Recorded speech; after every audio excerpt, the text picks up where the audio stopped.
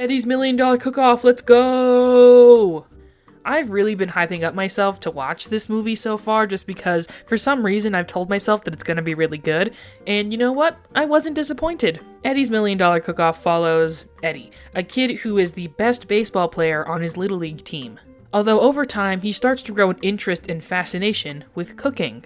Of course, literally every person he's surrounded by, all of his friends and his brothers, immediately make fun of him for showing some interest in cooking. So when it's time for elective sign-ups, he tricks all of his friends into signing up for home ec with him. There's also Bridget, who is a New Zealander, I guess, who is really obsessed with cooking and baking, who everyone makes fun of because of her hyper-obsession. The home ec teacher introduces the $1 Million Cook-Off competition, which Eddie wants to join, but he must do secretly so his friends don't figure out.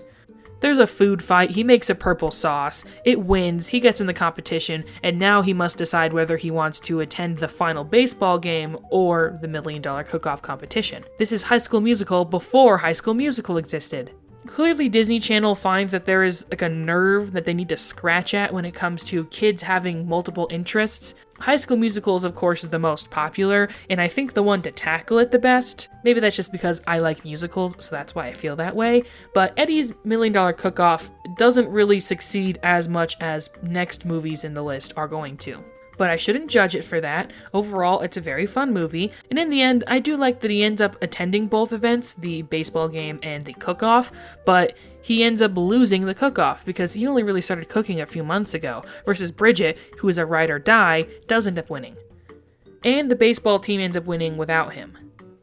So even though he's sad for a little bit, he gets a pep talk from his dad, and he realizes that he can do anything he dreams of now that he knows what his passions are, and he feels like he's not being held back by the people around him who judge him. I wish that Bridget and Eddie would have had more scenes together, and they would have become better friends instead of just being like light acquaintances.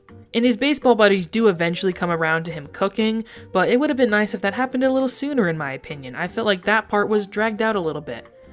But overall, I loved Eddie's $1 Million Cook-Off. I would highly recommend you watch this movie, especially if you want to do a drunk watch with your friends. That's what I ended up doing. We made some pina coladas and had a good time watching Eddie's $1 Million Cook-Off, and I'd recommend you do the same.